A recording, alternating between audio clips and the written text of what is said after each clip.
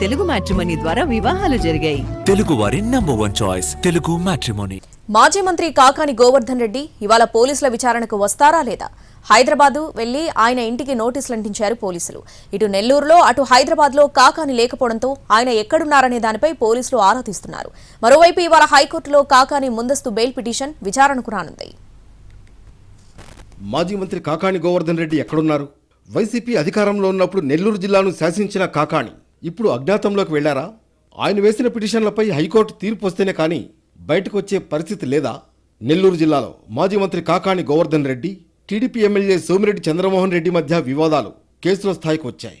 పొదలకూరు మండలంలో జరిగిన అక్రమ మైనింగ్కు సంబంధించి కాకానిపై పోలీసులు కేసు నమోదు చేశారు. పొదలకూరు మండలం తాటిపర్తి వద్ద ఉన్న రుస్తుం మైనింగ్లో అక్రమాలు చేశారని, వాటిపై చర్యలు తీసుకోవాలని అప్పట్లో సోమిరెడ్డి చంద్రమోహన్ రెడ్డి తీవ్ర స్థాయిలో ఆందోళన చేశారు.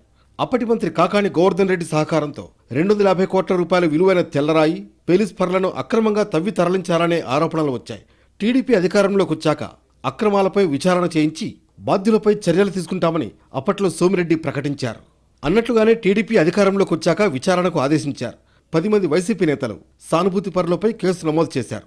మాజీ మంత్రి కాకాని గోవర్ధన్ రెడ్డిని A4గా చేర్చారు. గోవర్ధన్ రెడ్డి విచారణకు హాజరు కావాలని పొదలకూరు పోలీసులు నోటీసులు జారీ చేశారు. నెల్లూరులోని నివాసంలో కాకాని గోవర్ధన్ రెడ్డి లేకపోవడంతో ఇంటి గేటుకు నోటీసులు అంటించారు. కాకాని గోవర్ధన్ రెడ్డిని ప్రశ్నించేందుకు నెల్లూరు రూరల్ డీఎస్పీ ఆధ్వర్యంలో 2 సీఏలతో ఒక టీం ఏర్పాటు చేశారు. అయినప్పటికీ కాకాని విచారణకు హాజరు కాలేదు. కుటుంబ సభ్యులతో కలిసి ఉగాది పండుగ చేసుకుంటున్న ఫోటోలను సోషల్ మీడియాలో పెట్టారు కాకాని. దాంతో అలర్ట్ అయిన పోలీసులు ప్రత్యక్షంగా నోటీసులు ఇచ్చేందుకు హైదరాబాద్కు వెళ్లారు. హైదరాబాద్లో కూడా ఆయన అందుబాటులోకి రాకపోవడంతో కుటుంబ సభ్యులకు నోటీసులు ఇచ్చి మంగళవారం విచారణకు హాజరు కావాలని సూచించారు. ఇటు నెల్లూరులో అటు హైదరాబాద్లో కాకాని లేకపోవడంతో ఆయన ఎక్కడున్నారనే దానిపై పోలీసులు ఆరా తీస్తున్నారు. ఈ కేసులో తనకు బెయిల్ ఇవ్వాలని ఒక పిటిషన్, కేసును కొట్టివేయాలని క్వాష్ పిటిషన్లను హైకోర్టులో వేశారు కాకాని గోవర్ధన్ రెడ్డి. ఈ పిటిషన్లపై ఇవాళ విచారణ జరగనుంది. హైకోర్టు ఇచ్చే ఆదేశాలను బట్టి కాకాని విచారణకు హాజరవుతారా లేదా అనే విషయం స్పష్టం కానుంది.